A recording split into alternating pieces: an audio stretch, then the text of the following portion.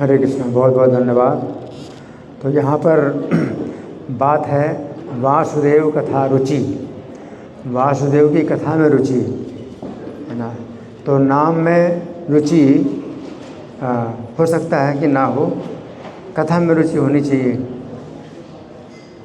क्योंकि कथा में क्या है, बहुत वैरायटी है। कथा में भगवान का नाम भी है और भगवान का रूप भी है और भगवान के गुण भी हैं और भगवान की लीलाएं भी हैं। तो कथा जो है ये जैसे जैसे नाम शुद्ध होता जाता है तो जो है फिर वो नाम जो है कथा का रूप धारण कर लेता है। शुद्ध नाम, श्रीमद् भागवत जो है ये क्या है, भगवान का शुद्ध नाम है। इसमें क्या है, नाम के साथ साथ भगवान का रूप, भगवान के गुण, भगवान की लीलाएं हैं, तो सब कुछ इसमें होता है। जब नाम आप करते हैं तो नाम शुद्ध होता जाता है, और जैसे नाम आपका शुद्ध होता जाता है तो फिर भगवान के नाम के साथ भगवान के रूप में भी आपकी जो है रुचि पैदा होती है, और भगवान के रूप से आप और शुद्ध होते हैं तो भगवान के गुणों में रुचि पैदा होती है, और जब भगवान के गुणों से शुद्ध होते हैं तो भगवान की कथा में रुचि पैदा होती है। भगवान की कथा जो है इतनी आकर्षक है कि कई बार जो विषयी लोग होते हैं तो वो भी जो है भगवान की कथा में रुचि लेने लगते हैं। निवृत्त तरसे रूपेगी ये मानात भगव सदा श्रोत्र मनोभिरामात कवोत्तम श्लोक गुणानुवादात पुमान विरजित विना प्रसुगनाथ। कि जो भगवान की कथा है वो एक तो मुक्त पुरुष होते हैं, निवृत्त तरसा, जिनकी तृष्णा समाप्त हो गई है, मुक्त हैं, तो वो तो भगवान की कथा के पूरी तरह से दीवाने रहते हैं और उनको जो है मुक्त तरह से निरंतर गान करते रहते हैं। और भव सधात, और जो मुमुक्षु हैं, मुक्त नहीं हैं लेकिन मुक्ति पाना चाहते हैं, मुमुक्षु हैं, तो उनके लिए औषधि के रूप में भगवान की कथा जो है उनके लिए औषधि के रूप में होती है कि हमें इसको सुनना है। अगर रुचि नहीं है तो भी हम सुने इस कथा को, क्योंकि इस कथा के सुनने से हमारी जो बीमारी है, जो जन्म मरण की बीमारी, भव रोग, वो दूर होगा। तो वो इसलिए सुनते हैं, दवाई के रूप में सुनते हैं।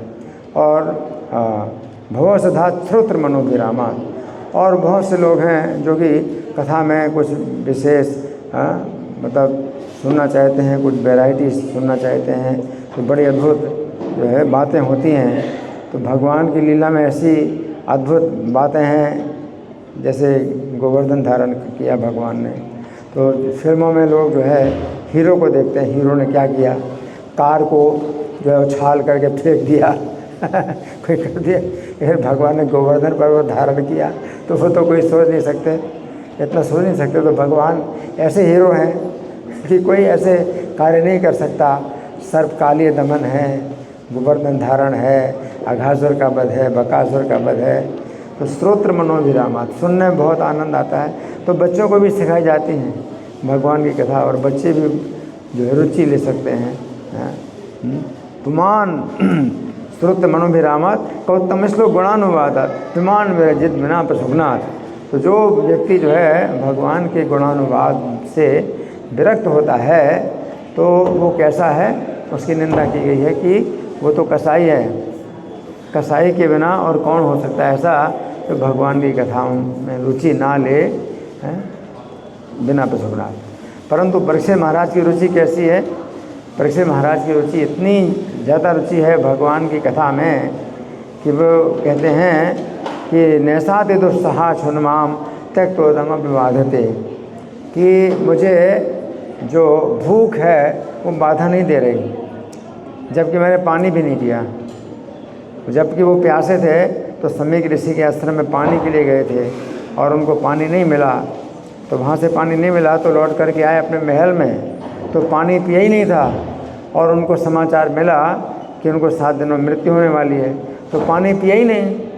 और जबकि इतनी तेज़ प्यास लगी थी और पानी नहीं पिया, और फिर कथा सुन रहे हैं।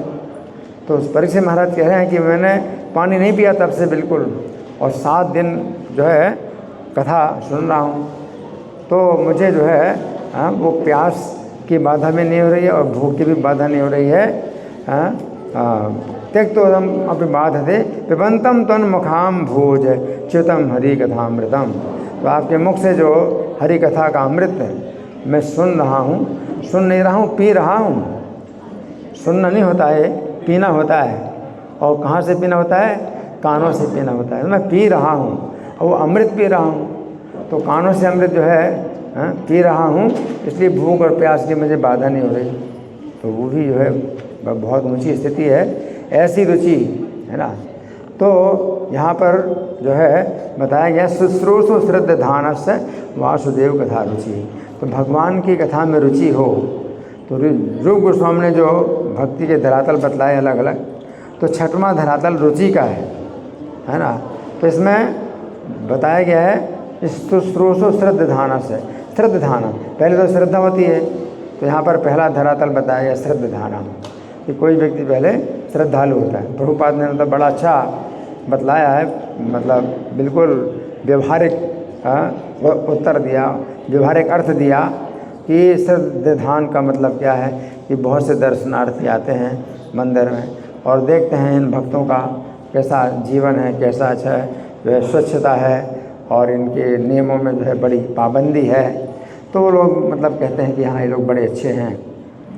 तो हालांकि उनकी रुचि नहीं है भगवान की कथा में, लेकिन वो जो है प्रशंसा करते हैं कि ये हरे कृष्णा वाले जो है बड़े अच्छे लोग होते हैं और इनके अच्छे नियम हैं, तो नियमों का आदर करते हैं। तो श्रद्धान, श्रद्धान के बाद शुश्रूषु, तो श्रद्धान के बाद शुश्रूषु होता है व्यक्ति। दूसरा धरातल है शुश्रूषा, साधु संग, कि फिर उसके अंदर श्रद्धा इतनी हो जाती है कि फिर वो जो है शुश्रूषा यानी इसको सुनने की इच्छा होती है, संगति करने की इच्छा होती है और किसी भक्त के साथ में जो है जुड़ जाता है और कुछ प्रश्न भी पूछता है, जिज्ञासा भी करता है, उसको शुश्रूषा कहते हैं। शुश्रूषु श्रद्धानस्य। तो फिर शुश्रूषा साधु संघ के बाद फिर क्या बताया? भजन क्रिया, है ना। तो भजन क्रिया का मतलब है महत् सेव्या, महापुरुषों की सेवा, है ना। तो जो प्रभुपाद जैसे जो महात्मा हैं, तो उनके बताए हुए नियमों का पालन करना, तो वो जो है महत् सेवा उसको कह सकते हैं कि प्रभुपाद ने जो कुछ भी नियम बनाए हैं उनमें आप कितना जो है समर्पण करते हैं, तो भजन क्रिया उसको कह सकते हैं। प्रभुपाद ने बताया मंगल आरती में आइए और माला जप करिए और क्लास में बैठिए और जो भी मंदिर में सेवाएं हैं अपनी अपनी सेवा में आप जो है लगे रहिए, तो वो भजन क्रिया है। भजन क्रिया का मतलब 24 घंटे आपको जो है कुछ ना कुछ कार्य दिया जाता है और 24 घंटे में जितना समय आप सोते हैं तो वो सोना भी जो है भजन क्रिया के अंदर आता है, क्योंकि सोने हैं आप सोते इसलिए है ताकि सेवा में फिर आपको शक्ति प्राप्त हो। तो वो 24 घंटे का ही वो भजन क्रिया का कार्यक्रम होता है। तो भजन क्रिया है ना, तो महत् सेवा का मतलब है भजन क्रिया। भजन क्रिया के बाद अनर्थ निवृत्ति, पुण्य तीर्थ निसेवनाथ, तो जिनके मतलब फिर वो पाप जो है उनके दूर हो जाते हैं पुण्य, तो अनर्थ निवृत्ति होती है उनकी। अनर्थ निवृत्ति का मतलब है कि वो जो है वो उनके पाप से मुक्त हो गए और उनके पुण्यों की जो है जो मात्रा है वो बढ़ जाती है। और पुण्यों की मात्रा जब बढ़ जाती है तो गीता में भगवान कहते हैं ये शाम तुंतगतम पापम जनानाम पुण्य कर्मणाम, तो जिनके पाप नष्ट हो गए हैं और पुण्यों की मात्रा बढ़ गई है, तो ते द्वंद मोह निर्मुक्ता भजनते माम दृढ़व्रता, तो मेरा दृढ़ निश्चय के साथ भजन करते हैं। तो भजन क्रिया में ही जो है फिर अनर्थ निवृत्ति भी एक उसके अंतर्गत भी आप मान सकते हैं कि भजन क्रिया के अंतर्गत अनर्थ निवृत्ति है। अनर्थ निवृत्ति जितनी होती है उतना भजन का दृढ़ निश्चय होता जाता है और फिर वही भजन क्रिया के अंदर वो जो है अनर्थ निवृत्ति भी मानी जा सकती है और निष्ठा भी मानी जा सकती है। और इससे फिर वासुदेव कथा रुचि, तो भगवान की कथा में रुचि होती है। तो भगवान की कथा में जो रुचि होना है ये जो है बहुत बड़ी सफलता है, अपने जीवन की बहुत बड़ी सफलता है। कि हमारी भगवान की कथा में रुचि हुई। रुचि का मतलब है कि अरुचि नहीं होती है। 1 घंटे भी, अभी 1 घंटा हो गया, अभी 2 घंटा हो गया, है ना, तो फिर लगता है कि भाई अब तो ऊब गए, अब तो बोर हो गए, चलो उठो, उठ जाओ, तो खड़े हो जाते हैं, उठ के खड़े हो गए तो रुचि का मतलब ये है कि आप रुचि के धरातल पर आ गए हैं तो आपकी जो है अरुचि नहीं होती है, आपको ऊबते नहीं है। ठीक है, धन्यवाद। ग्रंथराज श्रीमद् भागवतम की जय, श्रील प्रभुपाद की जय।